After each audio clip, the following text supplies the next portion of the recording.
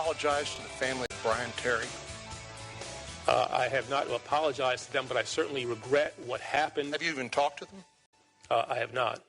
Would you like to apologize today for this this program that went so wrong that took the life of a United States law enforcement agent? I certainly regret what happened to Agent Brian Terry. I can only imagine the pain that his family has had to deal with, in particular his mother. I am the father of 3 children myself. We are not programmed to bury our kids. It pains me whenever there is the death of a law enforcement official, especially under the circumstances that this occurred. It is not fair, however, to assume that the mistakes that happened in Fast and Furious directly led to the death of Agent Terry. Again, my feelings of sympathy and regret go out to the Terry family, and I hope that the steps that we have put in place, the measures that I have called for, will prevent other federal agents, local, state agents from being the subject of this kind of violence, as well as civilians, both in the United States and in Mexico. All right, there it is, Attorney General Eric Holder. It's not fair to assume that the mistakes that occurred in Fast and Furious directly led to the death of Agent Terry. Oh, really? I think I have 2 people that beg to differ with this. Congressman Darrell Issa is back with us, and he is the California congressman, and he's also the chair of the House Government Reform and Oversight Committee, and Iowa Senator Charles Grassley of the Senate Judiciary Committee. Gentlemen, welcome back to the program. Thank you both for being with us. Glad to be with you. Thank you, Hannity. Well, I'm trying to understand the comments of Eric Holder here, that it's not fair to assume that the mistakes that occurred with Fast and Furious led to the death of Agent Terry, but we know that those guns wouldn't have been in the hands of these criminals had we not given it to them. Isn't that true? Absolutely, that's true. And they had plenty of warning a long time before Terry was murdered from gun dealers down there that were working with the Justice Department and with Justice Department employees, all trying to blow the whistle on this with main justice people up here in Washington. And nobody listened to them until after the murder. Then they started listening. But in the meantime, then the whistleblowers came to me and Congressman Issa. And so basically what the Attorney General said there, that we can't assume that the mistakes here led to the death of Agent Terry, is false. Well, Sean, I think the wordsmithing that the Attorney General is using is very similar to his wanting to say a few weeks and a few months are all the same in his language. He used the word directly, and this is one of the things that aggravates us about trying to get to the truth. The fact is the Justice Department is refusing to answer honestly to the Terry family why, when 2 weapons at the scene are not conclusively linked ballistically to Brian Terry's, the bullets taken from him, why they're not looking for a 3rd weapon, and yet they're trying to say that it's not conclusive that, in fact, these weapons killed Brian Terry. That's where the Attorney General was playing wordsmithing at the cost of family suffering. Well, when you mention a few months and a few weeks are the same to the Attorney General, that's because he was caught and he had himself a timeline problem in terms of when he admitted publicly and even bragged very early on that he knew all about the Operation Fast and Furious. And then when this all became public and became a controversy, he says, well, I only learned about it a few weeks ago, when in fact he, out of his own mouth, admitted he had known about it much earlier. The answer to that is that he says the same time you knew about it, and that was when it hit the media. But we have at least 2 ways that he should have known about it way back in 2010. One would be some memos crossing his desk talking about it, and he says to our hearing a couple days ago that, well, he didn't read those memos.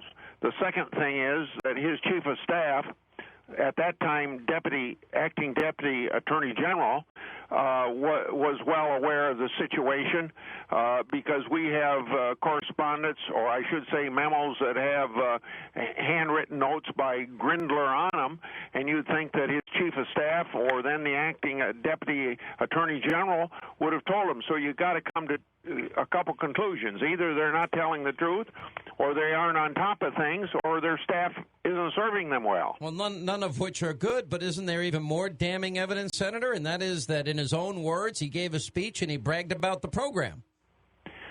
Of course. So in other words, either you know about the program that you're bragging about, which he was bragging about prior to the time that he said he had no knowledge, or he didn't. So it seems pretty cut and dry to me that he's lying.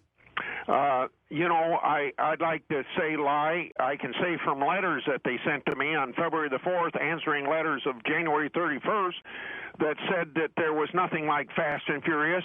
And we sent them documents 2 weeks later with letters from me showing them that there was a Fast and Furious, and they still denied it. And then it was 9 months later, a week ago, that the Assistant Attorney General Brewer comes to the White House and says that the information in the letter was a lie. Darrell, Congressman Issa? Well, Sean, one of the things I think that the Senator Grassley would agree, any member of Judiciary of the House or Senate would agree, is that if you mislead law enforcement, you can be charged with a crime.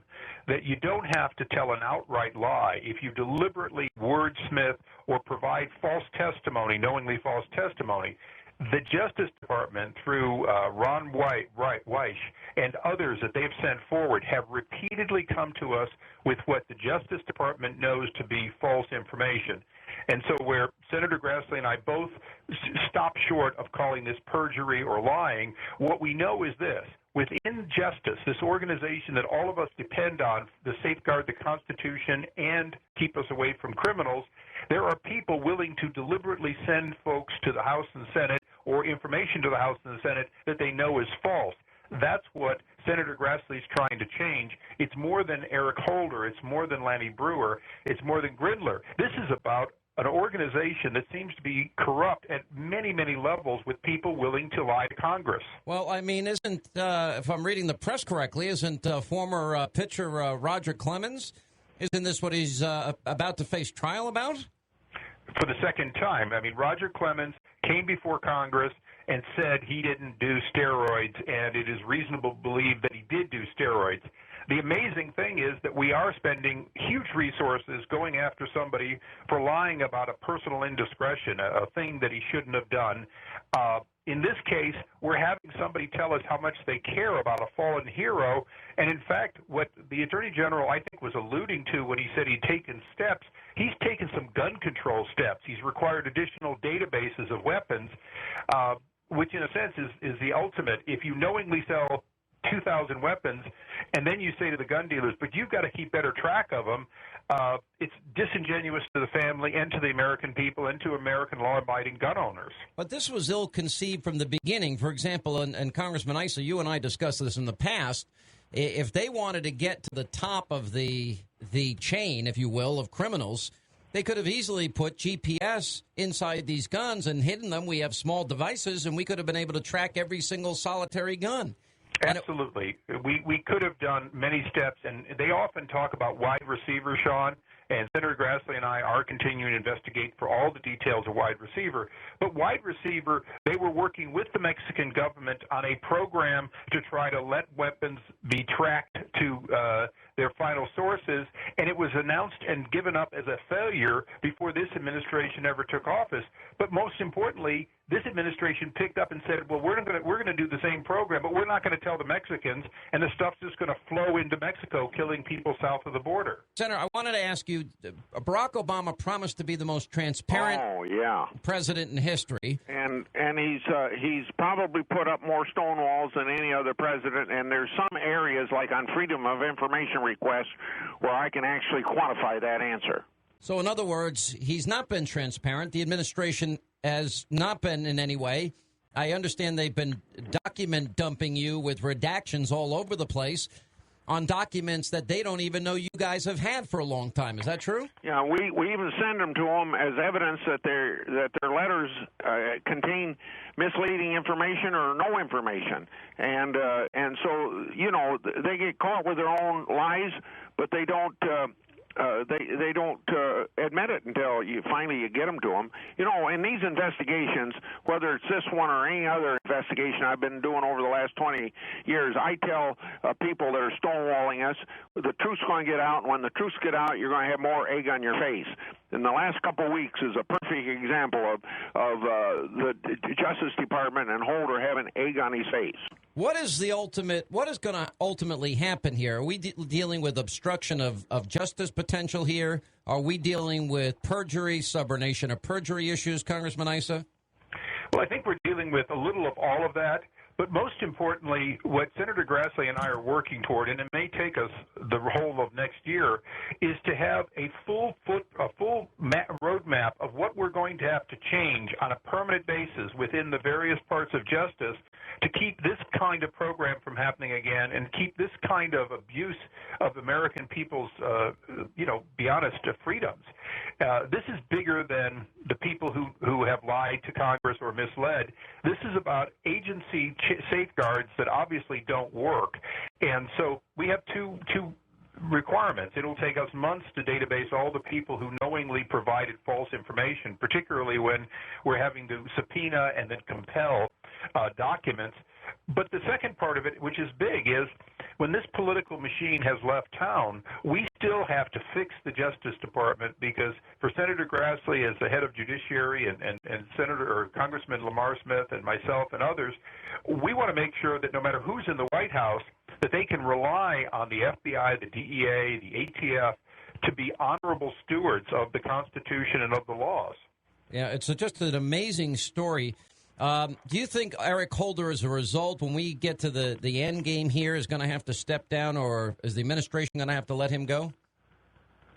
Well, I've been asked that question, and I've always answered this way. Heads have to roll if the culture of these bureaucracies are going to change. So I've said in regard to this, and Congressman Issa, I think, feels the same way, we've got to find the guy at the highest level of the bureaucracy or in the White House that okayed this, and that head has to roll. If that's Holder, then Holder's got to resign. What about the president? Does this go up to the president in your view? It goes up to the White House, at least national security people, because we have emails between Arizona, Phoenix, people down there, and people in the National Security Division of the White House. Is there any indication the president, the vice president, knew about this?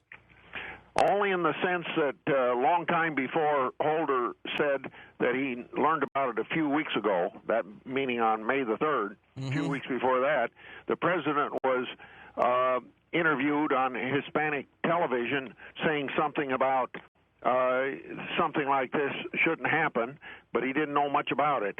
What about the pattern of behavior, Congressman Issa? I mean, now we've learned that there's a huge quid pro quo apparently on Solyndra and some of these other green energy companies where big bundlers for Obama had access to the administration, and then they got all of this money that ends up getting wasted. In the end, it's about $35 billion taxpayer dollars. In Solyndra's case, $535 million. In SunPower's case, $1.2 billion. Is there a pattern of behavior when you put all these things together?